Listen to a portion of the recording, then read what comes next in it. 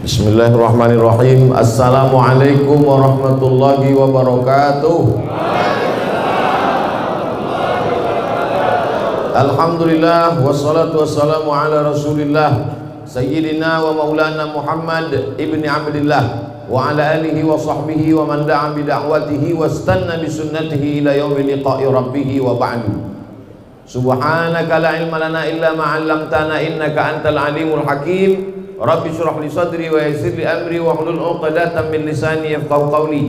Yang sama-sama kita hormati para asatiz, tuan-tuan guru, alim ulama, tokoh masyarakat, ketua beserta seluruh pengurus masjid, hadirin hadirat, jamaah fardhu subuh, insyaallah semuanya dimuliakan Allah Subhanahu wa taala.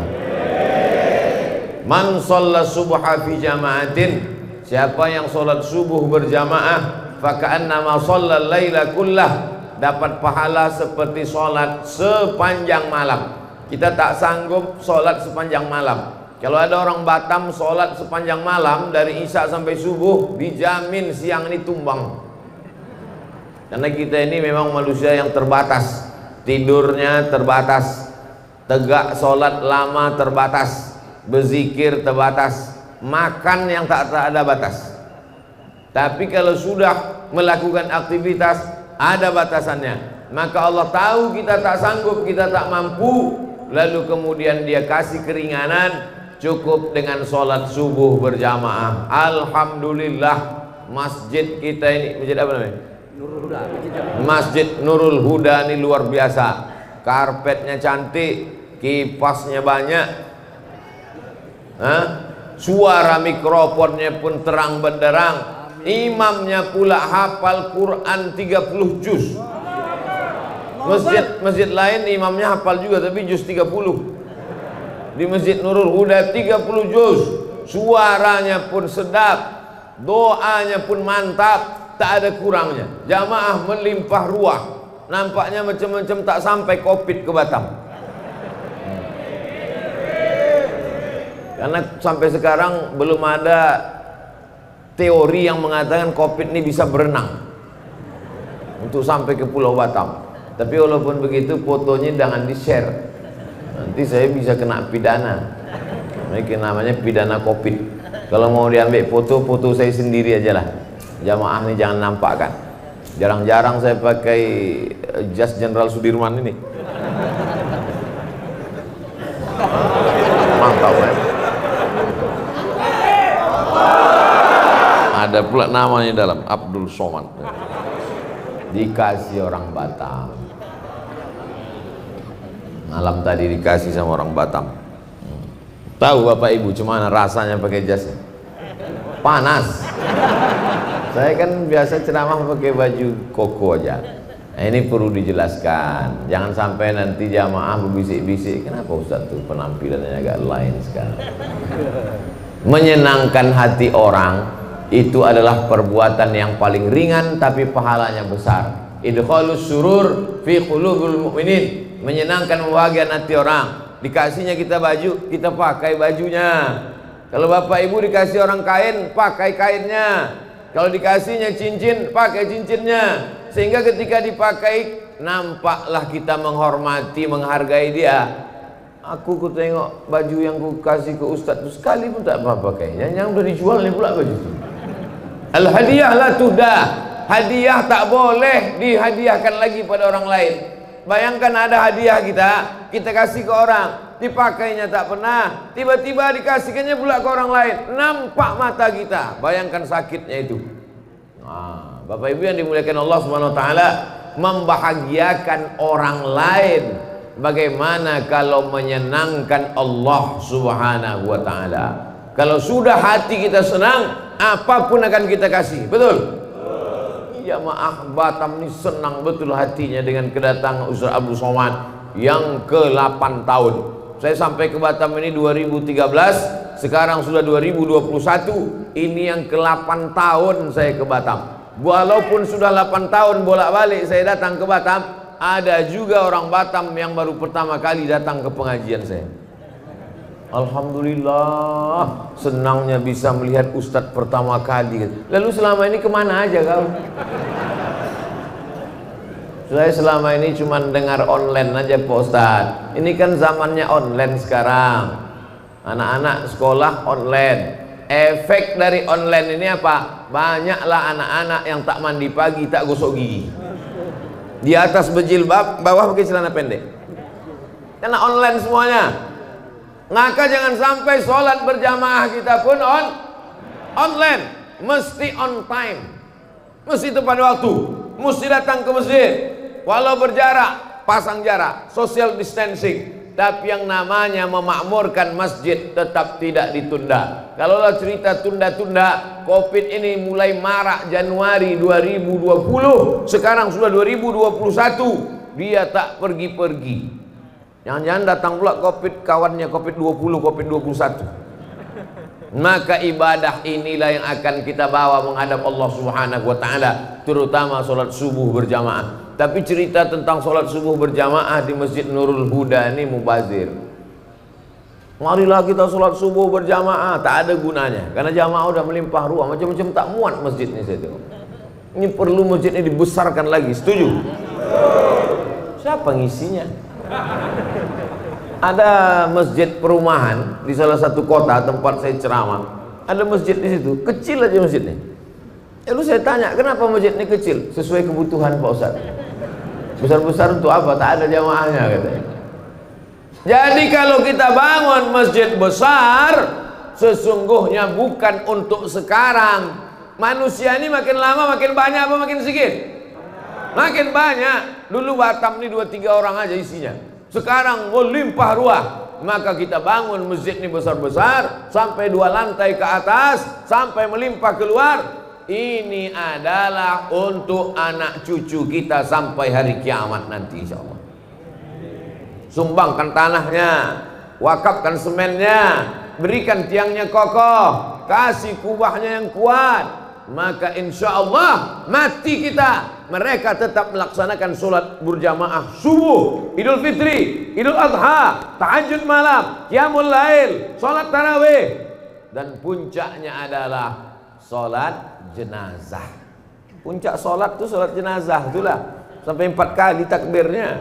Didoakannya kita, Allahumma fir lahu warhamhu wa'afihi wa'fu anhu waj'alil jannata maswahu, Allahumma ja'al qabrahu raudhatan min riyadil jinan. Jadikanlah kubur Abdul Somad salah satu dari taman-taman surga.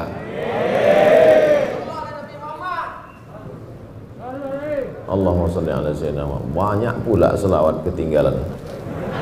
Allahumma sholli ala sayyidina Muhammad wa ala ali sayyidina Muhammad. Jadi yang paling penting dalam hidup ini adalah istiqomah sholat berjamaah. Semalam saya dikirim foto oleh kawan saya di WhatsApp. Maaf beribu maaf. Foto yang dikirimnya itu jamaah di depan. Kawan saya ini di shop ketiga. Jamaah di shop pertama. Dia di shop ketiga. Di fotonya jamaah yang di shop pertama itu. Apa kata dia? Aku sedih hatiku. Bisa pula dia di shop 1, aku di shop 3. Saya tengok, biasa aja fotonya. Setelah lama-lama saya tengok, maaf beribu maaf, rupanya kawan yang di depan ini putus kakinya 1. Putus kakinya, bisa dia di shop pertama. Aku lengkap kakiku, bisa pula aku di shop ketiga. Tak sempurna anggota tubuhnya, tapi sempurna shopnya. Tak sempurna organ badannya, tapi sempurna khusyuknya. Kita ini, apa kita yang sempurna di hadapan Allah? Badan kita sempurna, akal kurang, sekilo kurang seon. Sempurna badan kita, tak sempurna khusyuk kita. Asal sholat terlambat, asal sholat terlambat. Yang parahnya Idul Fitri pun masbuk juga. Ilaha illallah Muhammad Rasulullah. Tapi jamaah Masjid Nurul Huda alhamdulillah tak ada yang terlambat. Itu yang berdiri-berdiri di belakang itu tidak pernah terlambat dia. Cuman dia mau mengasih tempat kepada orang di dalam. Begitulah hebatnya dia menyenangkan hati orang. Kalian kalau mau masuk surga masuklah katanya, masuklah. Aku singgah ke neraka sebentar. Wa qina azabannar. Selamatkan kami dari neraka ya Allah. Amin. Orang yang sholat berjamaah, maka dia amalnya setahun dibalas 27 tahun. Betul apa betul? Ada orang sholat berjamaah setahun, amalnya bertambah 27 tahun. Dari mana Ustadz rumusnya 27 tahun? Sholatul jamaati, sholat berjamaah, tafdulu sholatal fadzi, lebih utama daripada sholat sendirian. Bisa ba'in was ishrina darajah, 27 derajat. Subuh 27, zuhur 27, asar 27, maghrib 27, isya 27. Selama setahun, maka bertambah umurnya berarti 27 tahun. Jadi kalau istiqomah dia tahun 2021 ini sholat berjamaah, bertambah umurnya 27 tahun. Bagaimana dengan orang Batam yang sudah istiqomah selama 10 tahun? Berarti umurnya bertambah 270 tahun. Terjawablah kenapa umat Nabi Muhammad SAW lebih dulu masuk surga daripada umat Nabi Musa, lebih dulu masuk surga daripada umat Nabi Isa. Mereka umurnya panjang, tapi lebih panjang lagi umur kita. Nabi Musa itu meninggal 120 tahun. Kita kalau istiqomah 10 tahun ini 270 tahun. Mana yang lebih panjang, umur umat Nabi Muhammad atau umat Nabi Musa? Umat Nabi Muhammad. Tapi syaratnya harus istiqomah. Kalau istiqomah setahun ini Pak Ustadz 270 tahun. 10 tahun 270 tahun. Lah agak-agak terlambat beberapa kali Pak Ustadz. Insya Allah kita carikan surat dispensasi maaf. Istighfar itulah maaf. Ya, tak ada lain kecuali istighfar. Man lazimal istighfar. Siapa yang memperbanyak istighfar? Astaghfirullahaladzim, astaghfirullahaladzim, astaghfirullahaladzim, astaghfirullahaladzim alladzi la ilaha illa huwal hayyul qayyum wa atubu ilaih. Siapa yang memperbanyak istighfar, ja'alallahu lahu min kulli dhiqin makhraja. Kesempitan hidupnya dikasih Allah kelapangan. Hidup ini ada orang hidupnya yang tak pernah sempit hidupnya. Sempit semua hidup orang. Dulu orang berpikir nanti kalau udah selesai kuliah ini tak sempit, makin sempit, tak dapat kerja. Nanti kalau udah dapat kerja ini makin sempit, belum menikah. Nanti kalau udah nikah ini mungkin lapang, makin sempit, tak dapat tunjangan. Nanti kalau sudah punya anak ini mungkin makin lapang, makin sempit. Orang merasa hidupnya sempit. Maka untuk menyelesaikan masalah ini, kata Nabi SAW, banyak-banyak istighfar. Wa ja'alahu min kulli dhiqin makhraja. Setiap kesulitan hidupnya dikasih Allah Subhanahu wa taala makhraja, solusi. Hidup ini tempat masalah, dunia ini tempat ujian. Jadi kalau ada orang heran, aku heran lah Pak Ustadz, kenapa lah hidup ini banyak kali ujiannya? Kau salah masuk tempat. Dunia ini tempat ujian. Jadi kalau ada orang mengeluh, kenapa hidup ini banyak kali ujiannya Pak Ustadz? Karena di sini tempat ujian. Kalau gitu aku masuk liang lahat aja lah Pak Ustadz. Memang tempat ujian lagi. Liang lahat itu tempat pertanyaan, marabbuka, man imamuka, ma kita buka. Dunia adalah tempat ujian, alam barzakh adalah tempat pertanyaan, akhirat adalah tempat titian siratal mustaqim. Maka puncak yang kita inginkan, tempat ketenangan adalah surga jannatul firdaus insyaallah. Amin. Idza sa'altumullaha fas'alul firdaus. Kalau kalian minta surga, mintalah surga jannatul firdaus. Surga yang paling tinggi jannatul firdaus. Insyaallah yang di atas ini semua dapat surga jannatul firdaus. Mereka di atas ini tak apalah agaknya prestasinya. Bisa pula dia lebih tinggi dari kepala kita, bayangkan. Baik yang dimuliakan Allah Subhanahu wa taala, tidak ada larangan masjid lantai 1, lantai 2, lantai 3. Seandainya masjid itu tidak boleh lantai 1, lantai 2, lantai 3, tak akan ada Masjidil Haram sampai 4 lantai ke atas, tak akan ada Masjid Istiqlal tinggi menjulang ke atas. Artinya mereka bukan tidak hormat, tidak sopan, tidak santun. Memang masjid ini sekarang ke atas, karena kalau ke samping mahal pembebasan tanah-tanah. Tapi masjid ini memang ke atas. Ke depan perlu lantai atas.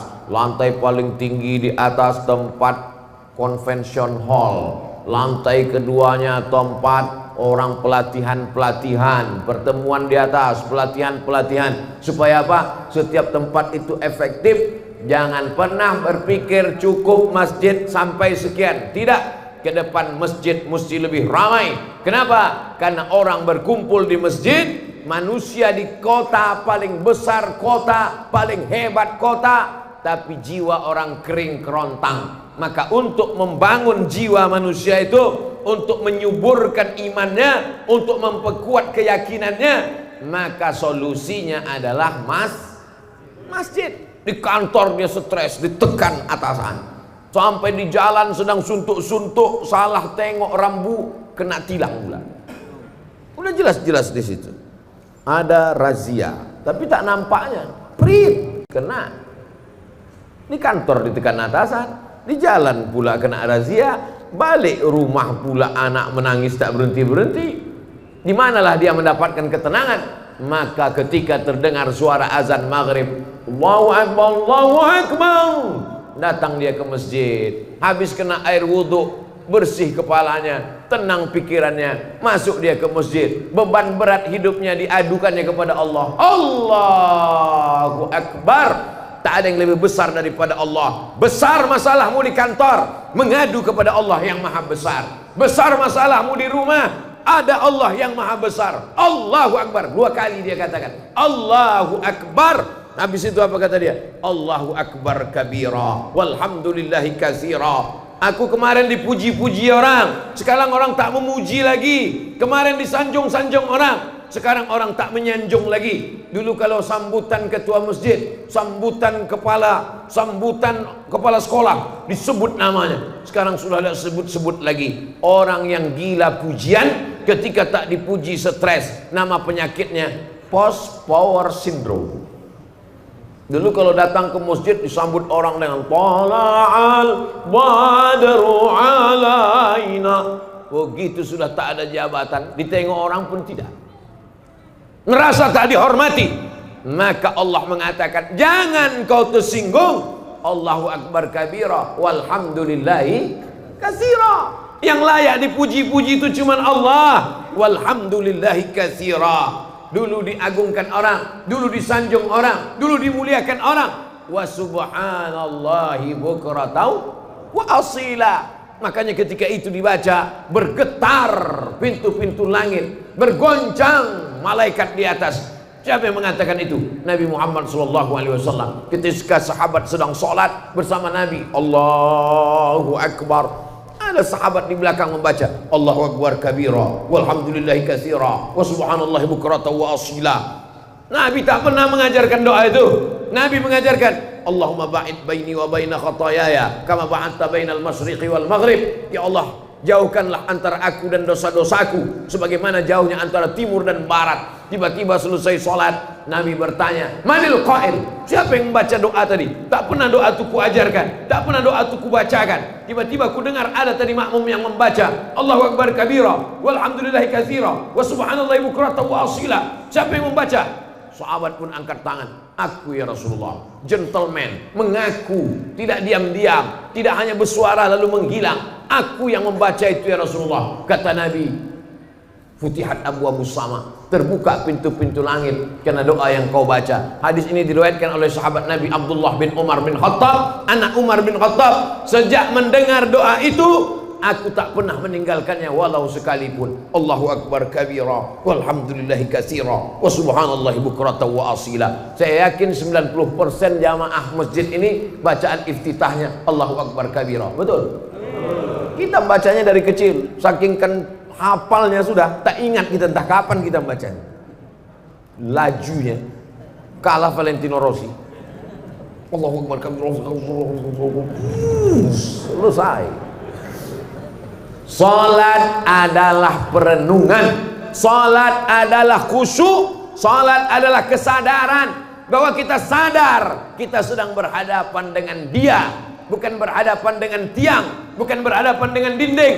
Salat adalah kita berhadapan dengan Dia. Siapa Dia?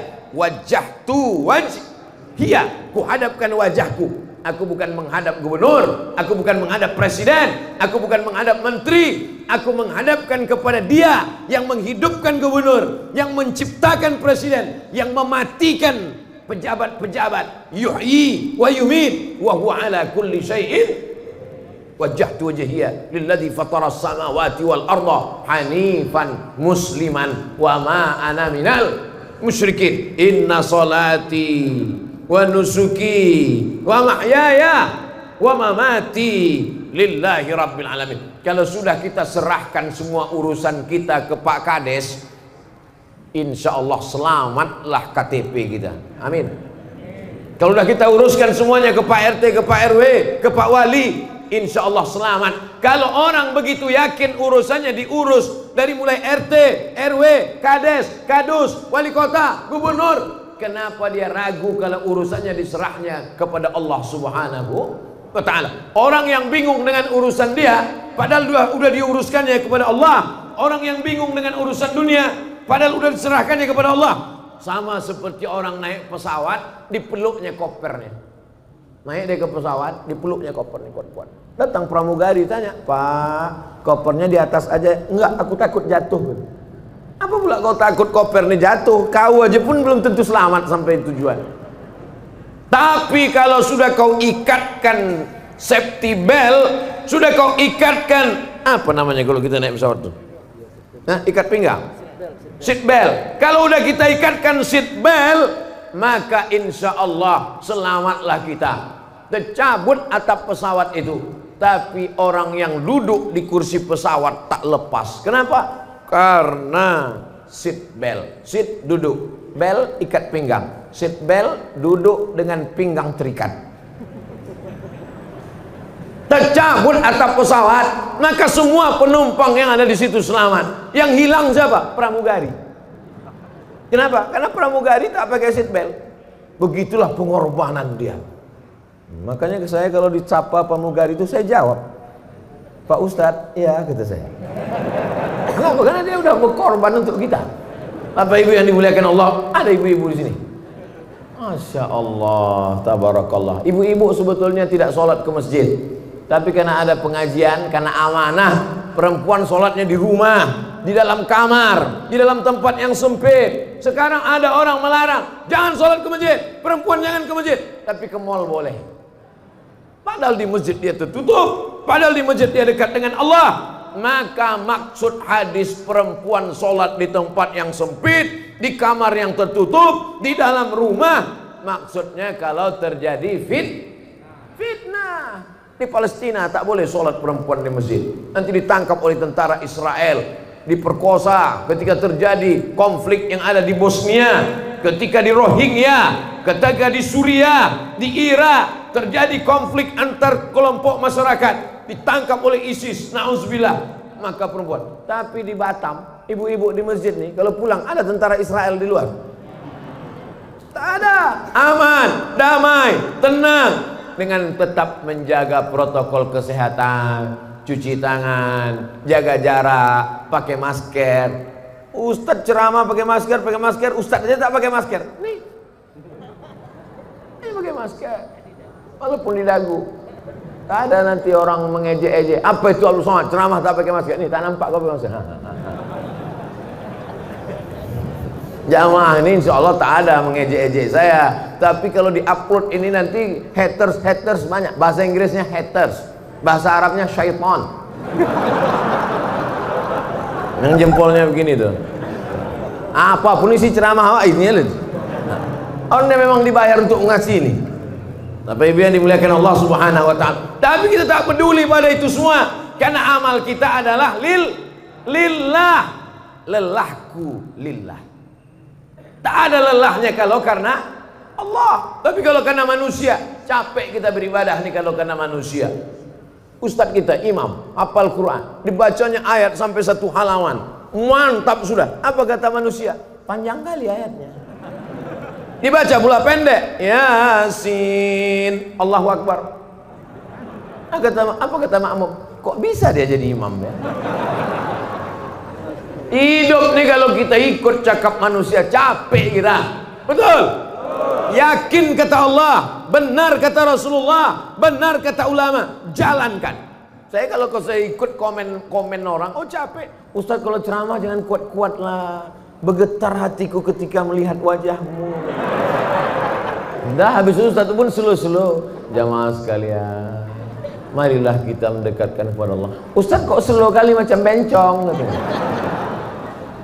Yakini bahwa itu benar, tidak melanggar aturan pemerintah, mengikuti sunnah Rasulullah. Sir ala barakatillah. Begitu kata guru-guru kami dulu. Sir ala barakatillah. Sir artinya berjalanlah ala barakatillah. Insya Allah hidupmu akan diberkahi oleh Allah Subhanahu wa ta'ala. Khairul umur, sebaik-baik manusia, sehebat-hebat manusia, kata doa Nabi, Allahumma barik li ummati fi bukuriha, berikan berkah pada umatku ini di waktu pagi. Bukur pagi, bukratan pagi, bukratan wa asila, pagi dan petang. Wa subhanallahi bukratan wa asila, pagi dan petang. Bukrah artinya pagi, bukrah besok pagi, bukur pagi, bukur pada waktu pagi. Berkahi umatku ini pada waktu paginya. Siapa nama anak kau? Bukratan wa asila. Kenapa begitu? Yang satu lahir pagi, satu lahir petang. Ya Allah, berkahi umatku ini pada waktu paginya. Artinya apa? Siapa yang bangunnya paling pagi, itulah hidupnya paling berkah. Sekarang di dunia internasional, di Asia Tenggara ini, Asia Tenggara, Thailand, Singapura, Malaysia, Brunei Darussalam, Indonesia, Filipina, setelah diteliti, ternyata yang paling cepat bangun paginya, itulah yang di seberang Batam, Singapura. Mau Islam, mau tak Islam, asalkan dijalankannya sunnah Nabi Muhammad SAW, siapa yang paling awal bangun paginya, maka dialah yang paling maju. Singapura itu maju karena mengikuti sunnah Rasulullah SAW, paling awal bangun pagi. Belum lagi azan subuh, udah bangun orang Singapura. Orang kita disatukannya duha sama subuh. Saya jadi dewan juri musabaqah tilawatil Quran, tinggal di hotel di samping pantai. Sholatlah kami ke Masjid Agung, nama daerah tak usah sebutkan, menjaga kode etik jurnalistik. Sholat subuh dari hotel ke masjid, kiri kanan kedai kopi buka. Hebat, cepat betul kedai kopi ini buka. Belum azan masjid kedai kopi dah buka. Harus tengok isi kedai kopi. Ayah, cincai-cincai lah. Yang minum kopi orang kita, yang pernah kedai kopi, ketika dia kaya duitnya banyak marah. Ngapa ini? Padahal dia lebih awal bangun. Prinsipnya jangan sampai rezeki dipatok ayam. Orang kita udah dipatok ayam, terkam kucing, diambil tikus, habis. Apa pun tak dapat lagi. Padahal yang punya hadis siapa? Nabi Muhammad SAW. Manusia ini ciptaan Allah, dunia ini punya Allah. Kalau mau maju ikuti aturan. Apa pula aturan setan? Dunia punya Allah, manusia ciptaan Allah. Mau hidup diikuti aturan setan, maka kita ini adalah hamba Allah. Apa kitabnya? Al-Quran. Siapa contoh teladannya? Muhammad SAW. Siapa teknisinya? Kalau kita punya TV, kalau kita punya mesin, kalau kita punya barang, kita beli ke pabrik, ada juklaknya, ada katalognya. Apa katalog hidup ini? Quran. Siapa model contohnya? Nabi Muhammad. Nabi tak ada lagi sekarang. Lalu siapa kita ikut? Al-ulama warasatul. Ada orang yang sangat kaya, bingung mau kemana lah aku campakkan duitku ini Pak Ustaz. Bingung aku Pak Ustaz. Ada pula satu lagi jamaah yang sangat susah, tak tahu dia kemana mau mengadukan kesusahannya. Yang menawarkan duit pinjaman cuman rentenir, lintah darat. Semua yang di laut-laut ini kalau sudah naik ke darat jahat semuanya. Contohnya lintah darat dan buaya darat. Maka datanglah jamaah masjid. Masjid mempertemukan antara pejabat dengan rakyat. Masjid mempertemukan antara orang kaya dengan orang yang susah. Bertemunya di mana? Di dalam masjid. Itu siapa tuh? Kawan ayah. Ayah jumpanya di mana dulu? Di Masjid Nurul Huda, Perumnas Geria Sagulung Permai Blok E nomor 1A Sagulung Batam. Udah aku sebutkan alamatnya lengkap, tak juga datang, entahlah. Di mana jumpanya? Di masjid. Di mana disolatkan jenazahnya? Di masjid. Di mana dia mengadukan kesusahannya? Di masjid. Diangkatnya tangannya, Allahu Akbar. ditempelkannya keningnya ke lantai, lalu diucapkannya subhana rabbiyal a'la wa bihamdi. Kalau duitnya banyak, di mana diletakkannya duitnya yang banyak itu? Di masjid. Sampai ke masjid tengok, apalagi yang kurang. Ini nampaknya udah tercabut-cabut kubahnya. Berapa? Tanya. Ini nampaknya berapa? Ini nampaknya kipas angin tak hidup. Kenapa? Segitu. Jangan ketika duit banyak ke mall, pas duit tak ada ke masjid. Orang yang model begini, jenazahnya jangan disolatkan, bawa ke jembatan Barelang. Bapak Ibu yang dimuliakan Allah Subhanahu wa taala, insyaallah tak ada. Itu maka saya katakan begitu. Insyaallah semua jamaah masjid ini baik-baik semuanya insyaallah. Amin. Jam berapa waktu sholat maghrib di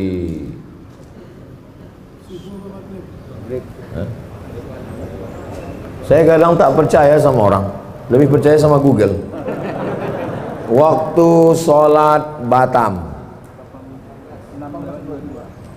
Waktu sholat Batam maghrib jam 6.14. Sekarang jam 6 matahari terbit. Pas matahari terbit tak boleh sholat karena waktu tanduk setan. Waktu terbit matahari itu bulat, datang setan bertanduk.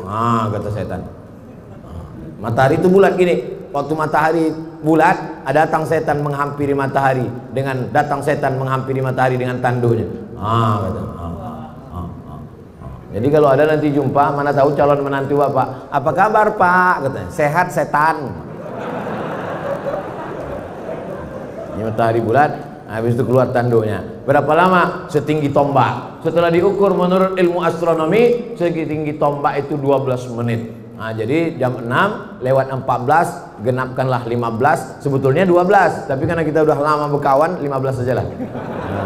Pas jam 6.15 barulah boleh sholat sunat isyraq. Usolli sunnatal isyraq rakaataini lillahi ta'ala. Jadi pengajian subuh itu kapan stopnya? Pengajian maghrib, dari maghrib ke isya 45 menit. Senin malam Selasa akidah, wujud, qidam, baqa, mukhalafatul awadis, qiyamu binafsihi, wahdaniyah, qudrat, iradat, ilmun, hayat, sama, basar, kalam, tentang Allah, tentang malaikat, tentang azab kubur, tentang akhirat, tentang hisab, tentang Quran.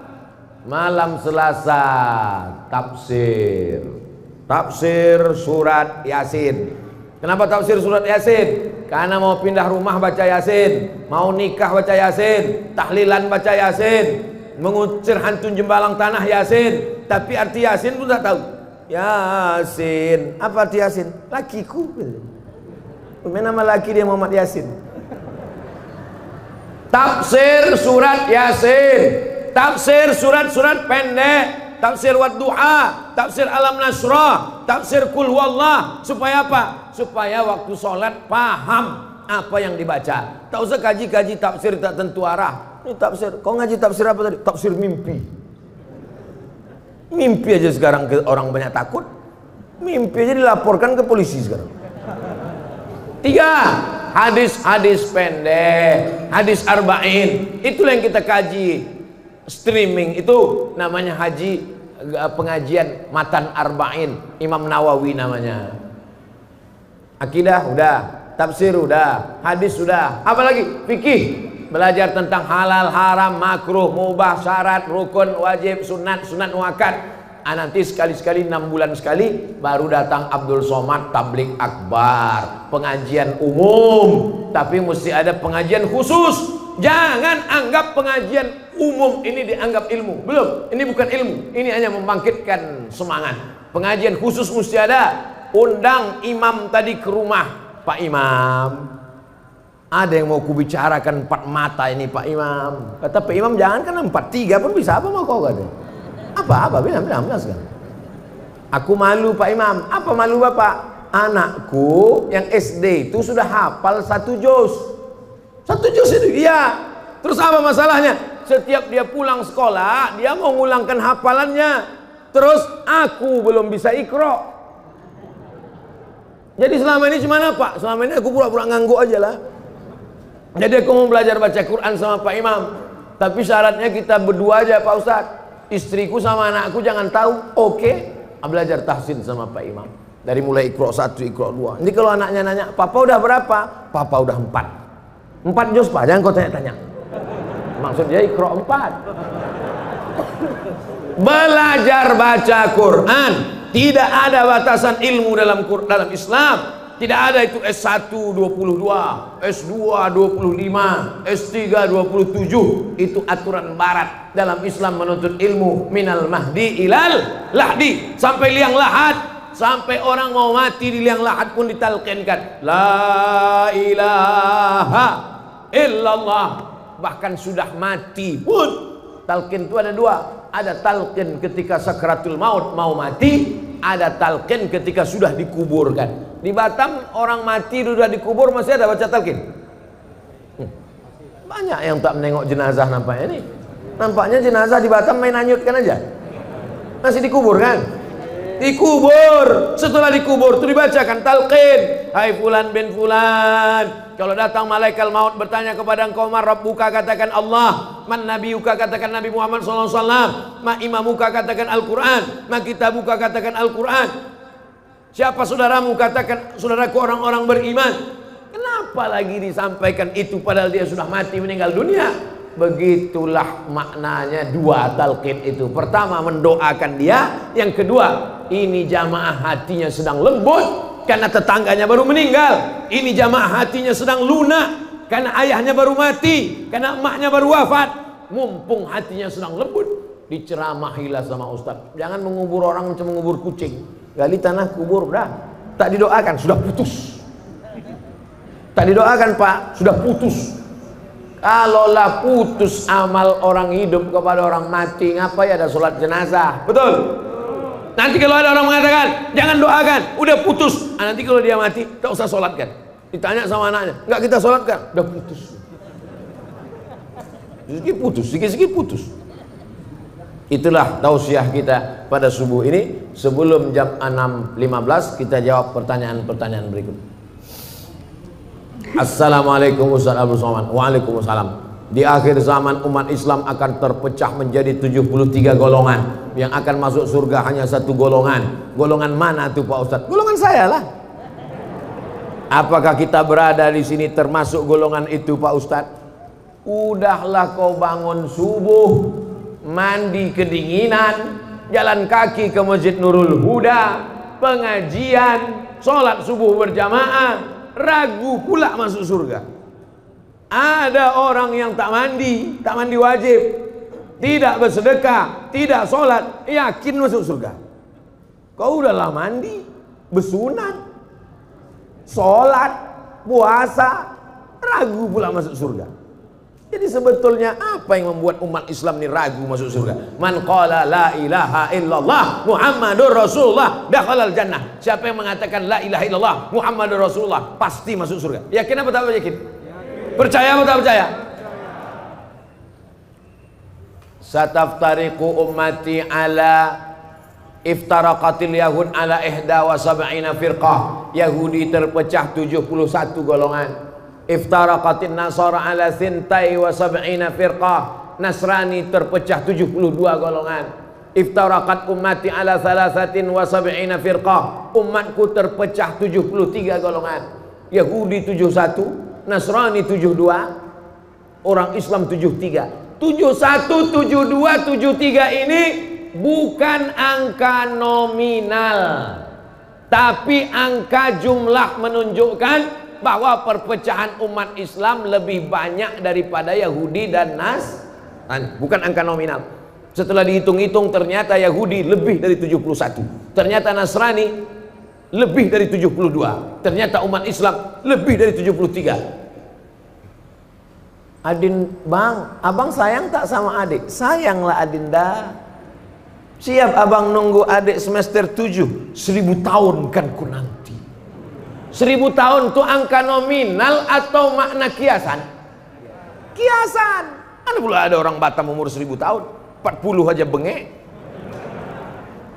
Arti 1000 tahun itu artinya makna kiasan. Begitu juga dengan 71 Yahudi, 72 Nasrani, 73 Islam. Bukan angka nominal. Jangan nanti dihitungnya umat Islam 73, NU, Muhammadiyah, Perti, Persis, Nahdlatul Watan, Al-Wasliyah, FPI, GP Ansor, dihitungnya semua. Habis itu baru ditengok, mana yang masuk surga itu ya? Tengoknya, oh ini yang masuk surga. Kelompok apa nih? Sahabat UAS. Bukan begitu cara berpikirnya. Bahwa kita terpecah lebih banyak dari Yahudi, lebih banyak dari Nasrani, lebih banyak daripada Yahudi. Lalu kemudian mereka bertanya, lalu di antara yang banyak itu siapalah yang masuk surga itu ya Rasulullah? Apa kata Nabi? Ma ana alaihi wa ashabi. Orang yang mengikut aku dan seperti sahabat-sahabatku. Nabi sholat subuh, kita sholat subuh. Nabi memakmurkan masjid, kita makmurkan masjid. Nabi ahlus sunnah, Nabi berpegang kepada sunnah karena dia sumber sunnah, sunnah dari Allah. Kita mengamalkan sunnah. Nabi mengajarkan berjamaah, kita berjamaah. Maka kita adalah kelompok yang selamat karena ahlus sunnah wal jamaah. Jabariyah sesat, Syiah sesat, Khawarij sesat, Murji'ah sesat, Qadariyah sesat, Mu'tazilah sesat. Maka semua mesti kembali kepada akidah ahlus sunnah wal jamaah. Sunnah bangun waktu pagi, kita bangun. Sunnah jalan kaki ke masjid, kita datang. Sunnah sholat berjamaah. Sunnah berzikir habis sholat subuh sampai terbit matahari. Sunnah. Maka ikuti amalan-amalan sunnah, kau akan tahu mana yang sesat, mana yang tidak. Tadi malam pulang dari masjid pengajian, mau pulang ke penginapan, sampai di tengah jalan, apa kata tim yang ada di belakang? Oh ini kita salah ini kita salah jalan, mestinya ke sana. Kenapa dia tahu ini salah jalan? Karena dia tahu jalan. Orang Pekanbaru yang ada di dalam itu tak tahu jalan, slow aja. Siapa itu? Abdul Somad. Tak tahu saya jalan di Batam nih. Walaupun udah 8 tahun saya ke Batam, tak tahu saya jalan di Batam. La yadurrukum man dhalla idza tadaitum. Kalau kau tahu jalan, maka tak ada yang bisa menyesatkanmu. Berilmu, pahami Quran, pahami sunnah, ikuti ulama. 7.000 orang pun mau menyesatkanmu, kau tak akan sesat insyaallah. Berpegang dalam la ilaha illallah Muhammadur Rasulullah. Itu pemahaman tentang hadis 71, 72, 73. Kita ahlu sunnah wal jamaah selamat sampai hari kiamat. Yakin itu. Jangan nanti waktu di masjid yakin, keluar dari masjid galau lagi. Datang saya 6 bulan lagi, itu lagi pertanyaan.